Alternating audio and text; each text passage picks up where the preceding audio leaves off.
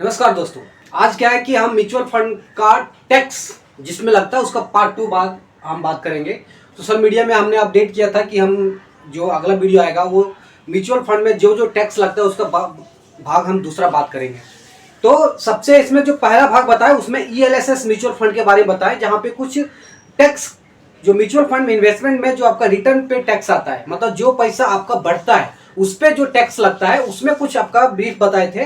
और आज ये दूसरा पार्ट है जहां पे आपका सारे इन्वेस्टमेंट में क्या क्या टैक्स लगेगा, आपको सारे डिटेल उसमें आपको हम ये वीडियो में बात करेंगे। तो सबसे पहले बता देना चाहता हूं कि हम एक म्यूचुअल फंड डिस्ट्रीब्यूटर है। तो जिनको अगर किसी को म्यूचुअल फंड के बारे में जानना है या इन्वेस्टमेंट करना है, SIP करना है, लमसम करना है, तो ये हमारे नंबर पे कांटेक्ट कर सकते हैं, जहां पे आपको डिटेल में आपको सजेस्ट किया जाएगा कि कौन सा म्यूचुअल फंड स्कीम में आपको कितना, कहां, कब और कब किस टाइम में इन्वेस्टमेंट करना है। तो ये नंबर पे हमें कांटेक्ट कर सकते हैं, हम आपको यहाँ पे अपडेट देते रहेंगे। तो हम आते हैं अपना टॉपिक पे। सबसे पहली बात होता है कि आप जो म्यूचुअल फंड में टैक्स लगता है, तो जो भी पैसा आप लगाते हैं, ठीक है, जो भी पैसा आप लगाते हैं मतलब कि आपका प्रिंसिपल वैल्यू पे कोई टैक्स नहीं लगता है। ठीक है, आप 5 लाख लगाइए, 10 लाख लगाइए, 15 लाख, जितना आपके पास पैसे, जितने आप इन्वेस्टमेंट कर सकते हैं उस पर कोई टैक्स नहीं लगता है। ठीक है, उस पर आपका एक बात होता है, जैसे आपको बोला गया था कि 10% और 20% टैक्स लगता है। तो 10% और 20% आपका जो पैसा बढ़ेगा, मतलब जो आपका रिटर्न आएगा उस पे लगेगा। मतलब कि आपका पूंजी में कोई टैक्स नहीं लगेगा, कोई टैक्स आपका पूंजी में कोई टैक्स नहीं लगेगा। लेकिन जब आप इन्वेस्टमेंट कर रहे हैं तो उसमें एक टैक्स आता है जो STT बोलते हैं, सिक्योरिटी ट्रांजैक्शन टैक्स। ठीक है, वो जो होता है आपका 0.001% होता है। ठीक है, 0.001% होता है, ये आपका सिक्योरिटी ट्रांजैक्शन टैक्स लगता है। जैसे अगर आप 1000 रुपये का लमसम कर रहे हैं तो वहां पे आपका 998 रुपया 98 पैसा आपका क्या होगा, इन्वेस्टमेंट होगा। वो 2 पैसा आपका क्या हो जाता है, वो टैक्स, सिक्योरिटी ट्रांजैक्शन टैक्स चला जाता था। पहले रूल ये था कि जब भी आप एंट्री लेते थे, मैं तो म्यूचुअल फंड में इन्वेस्टमेंट करते था तो एंट्री टैक्स लगता था। ठीक है, एंट्री लोड लगता था, मतलब कि आप पैसे इन्वेस्टमेंट कर रहे हैं तो एंट्री लोड लगता था, तो एंट्री लोड देना पड़ता था। लेकिन रेगुलेटरी ने उसे हटा दिया, उसमें अब एंट्री लोड कोई नहीं लगेगा। मतलब कि जब आप पैसे इन्वेस्टमेंट करेंगे उसमें कोई टैक्स नहीं लगेगा। एक छोटा मात्रा में STT जो लगता है वो आपका केवल लगेगा। आप जितने भी इन्वेस्टमेंट कर रहे होंगे, SIP कर रहे होंगे, तो आप देखते होंगे कि जितना आपका पैसा डेबिट हुआ है उसका कुछ पैसे टैक्स में चला जाता है। अगर आप 5000 का कर रहे हैं तो वहां पे 5 पैसा आपका चला जाता है। ठीक है, मतलब हर एक एंट्री लोड नहीं लगता है और प्रिंसिपल पे कोई टैक्स नहीं लगता है। ठीक है, दूसरा आता है कि देखिए, आपको पहले इसके पहले वीडियो में बताए थे कि एक long term capital gain tax होता है और एक होता है short term capital gain tax. ठीक है, long term capital gain tax में क्या होता है कि आपका 10% लगता है जब आप 1 साल के बाद पैसे निकालते हैं तब। और एक होता है short term capital gain tax, जहां पे क्या होता है कि 20% लगता है अगर आप 1 साल के अंदर पैसे निकालते हैं तो। अब बहुत सारे लोग का सबसे बड़ा यही डाउट है कि भैया हम तो 10 लाख, 15 लाख, 20 लाख डाल दिए, हमारा कम से कम 5 लाख, 10 लाख, हमारे 50 लाख, 60 लाख हमारे पैसे बढ़ गए, तो अगर इतना इतना टैक्स लगेंगे तो तो बहुत सारे हमारे कम पैसे आएंगे। तो सबसे पहले हम आपको बता देना चाहता हूं कि हम एक वीडियो में बताए थे कि म्यूचुअल फंड में क्या होता है, अलग अलग स्कीम होती है। जैसे लार्ज कैप फंड हो गया, ठीक है, मिड कैप फंड हो गया,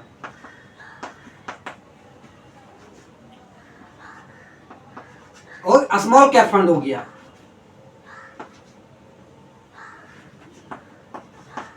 और फिर क्या हो गया, मल्टी कैप फंड हो गया। तो जो अगर इसमें आप लगाएं 5 लाख, इसमें लगाएं 3 लाख, इसमें लगाएं 2 लाख और इसमें लगाएं 10 लाख, ठीक है, तो वो जो long term capital gain tax और short term capital gain tax जो लगेगा वो हर एक स्कीम पे एप्लीकेबल होगा।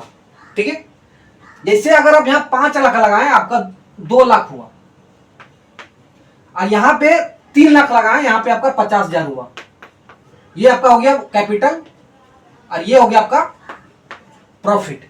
ठीक है, यहां पे आप 2 लाख लगाए, यहां पे आपका 40,000 हुआ, यहां पे 10 लाख लगाए, यहां पे आपका 5 लाख हुआ। ठीक है, अब बोलेंगे कि सारे जोड़ के आपको अगर 1 साल के बाद पैसा निकालते हैं तो 10% टैक्स लगता है, ऐसा नहीं। ये फंड अलग है, आपका लार्ज कैप फंड अलग है, मिड कैप फंड अलग है और स्मॉल कैप फंड अलग है, मल्टी कैप फंड अलग है। ठीक है, ये चारों तो आपका इक्विटी फंड है, इक्विटी फंड है, लेकिन ये चारों फंड आपका अलग अलग है। ठीक है, तो जो long term capital gain tax जो 10% लगेगा और एक short term capital gain tax जो 20% लगेगा, वो सारे पे अलग अलग एप्लीकेबल होगा। ठीक है, यहां पे 2 लाख लगाएं तो आपको बोला गया था कि 1 लाख प्रॉफिट होने तक आपको कोई टैक्स नहीं लगेगा, मतलब 5 लाख आपका ये जो आप पे जो पूंजी है इसमें तो कोई टैक्स नहीं लगेगा। ठीक है, दूसरा आता है आपका ये जो प्रॉफिट है उस पे टैक्स लगता है।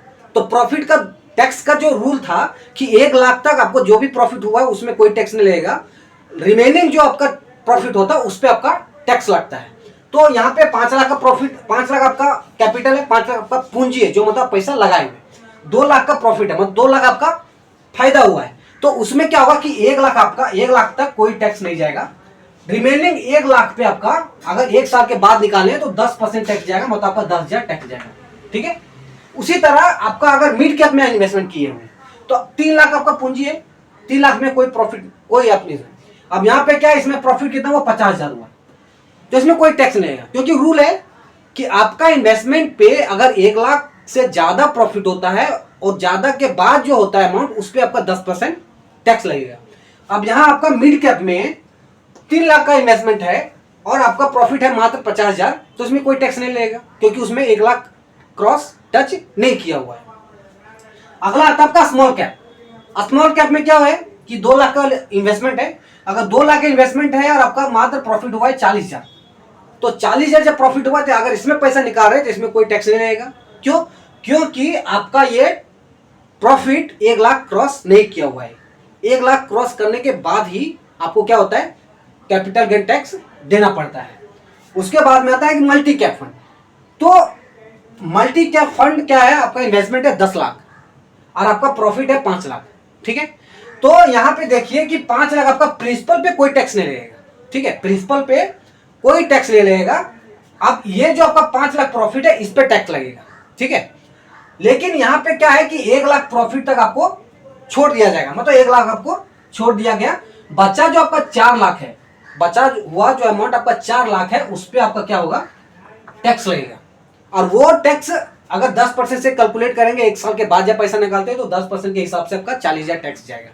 ठीक है, अब ये चीज आपको बताने का एक ही मुद्दा है, ये टेबल, कि जो 10% टैक्स सारे अमाउंट पे प्रॉफिट के नहीं कैलकुलेट किया जाएगा, हर एक फंड का अलग अलग आपका वो सारे रूल हर एक फंड पे लगेगा। क्योंकि म्यूचुअल फंड में क्या होता है, स्कीमें होती है, large cap fund scheme, mid cap fund scheme, small cap fund scheme, multi cap fund scheme, flexi cap fund scheme. तो वो सारे फंड में अलग अलग जिस फंड में आप इन्वेस्टमेंट कर रहे हैं वो फंड में ये 10% टैक्स और 20% टैक्स आपको शॉर्ट टर्म का टैक्स और लॉन्ग टर्म टैक्स आपको एप्लीकेबल होता है। अब सबसे बड़ी डाउट ये है कि क्या ये जो टैक्स लगेगा हर एक साल लगेगा। ठीक है, ये डाउट रहता है कि क्या अगर हमारा पैसा इतना इन्वेस्टमेंट हो गया तो हर एक साल आपका टैक्स कटता जाएगा। ये कभी नहीं लगेगा। जब भी पैसा आप रिडीम करते हैं, आपका जितना भी पैसा जो भी फंड में हुआ है वो जब तक टैक्स नहीं लगेगा जब तक आप पैसे को रिडीम नहीं करते हैं। ठीक है, जब तक आप रिडीम नहीं करते हैं तब तक आपको कोई टैक्स नहीं लगता है। वो आपका बढ़ रहा है वो बढ़ता जाएगा, प्रॉफिट हो रहा है वो होता जाएगा, आपका पोर्टफोलियो में अपडेट मिलता जाएगा। लेकिन पैसा जब तक आप नहीं निकालते, मतलब विड्रॉ नहीं करते, रिडीम नहीं करते हैं, तब तक वो टैक्स आपको नहीं लगता है। जैसे आप विड्रॉ के लिए आप रिक्वेस्ट डालते हैं, ऑनलाइन डालते हैं या ऑफलाइन डालते हैं, जैसे आप रिक्वेस्ट डालते हैं तब जब रिडीम करते हैं तब वो पैसा आपका टैक्स करते हैं 10 और 20% जो टैक्स आपका लगता है। अब ये नहीं समझिए कि हमारा इतना पैसा बढ़ गया 1 साल हो गया तो इसमें टैक्स लगेगा, ये कभी नहीं होगा। जब तक आपका पैसा विड्रॉ नहीं करते तब तक आपका कोई टैक्स नहीं लगता है। ठीक है, फंड इक्विटी फंड हो गया जो क्या होता है कि डायरेक्ट इसमें शेयर को बाय और सेल किया जाता है इक्विटी फंड में, ठीक है। अब हमारा आता है क्या चीज है, एक होता है हमारा डेट फंड। डेट फंड होता है, डेट फंड आपको बताए थे कि वो गवर्नमेंट मनी मार्केट फंड होता है जो गवर्नमेंट सिक्योरिटी, कॉर्पोरेट बॉन्ड और आपके मनी मार्केट फंड में इन्वेस्टमेंट किया जाता है। मैं पिछले वीडियो में बताया हूं। तो डेट फंड में जो आपका इन्वेस्टमेंट होगा और उसमें जो प्रॉफिट होगा, ठीक है, तो पहले ये रूल था 10 और 20% का, ठीक है, कि 1 लाख तक आपका प्रॉफिट हुआ तो कोई टैक्स नहीं लगेगा, ठीक है।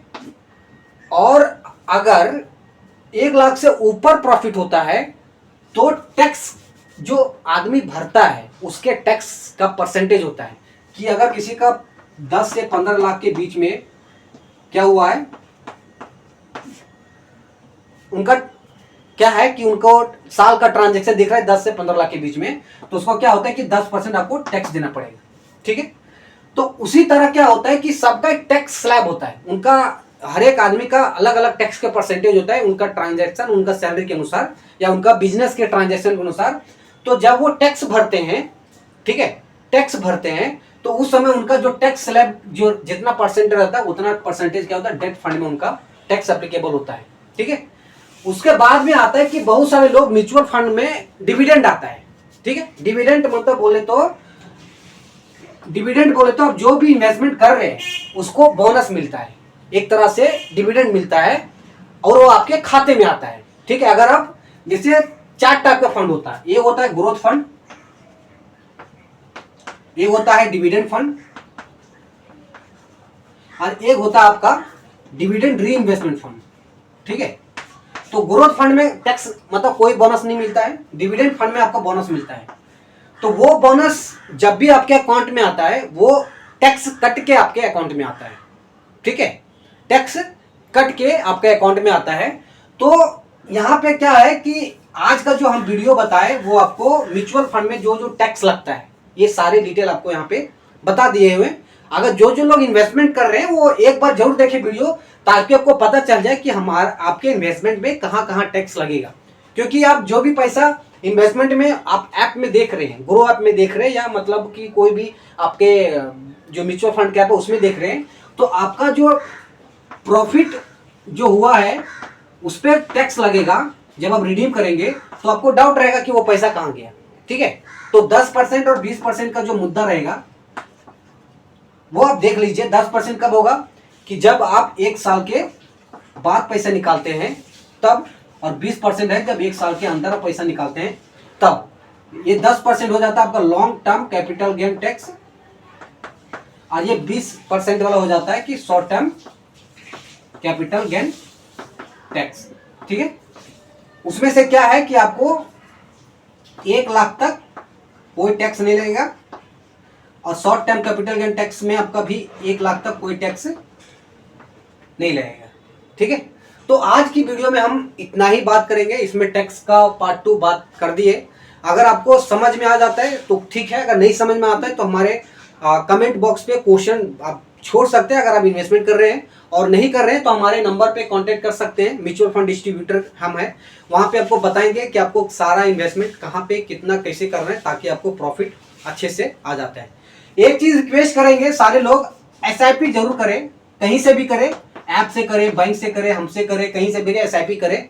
1000 रुपया, 100 रुपया, 500 रुपया, जितना भी आपसे हो सकता है, ठीक है, जितना भी हो जाता है आप SIP जरूर करें ताकि आपको फ्यूचर में आपको फाइनेंशियल मैनेजमेंट या फाइनेंशियल इशू हो तो ये आपका SIP आपका साथ रहे। तब तक के लिए सही रहे, सलामत रहें और हमारे चैनल को देखते रहें। जय हिंद।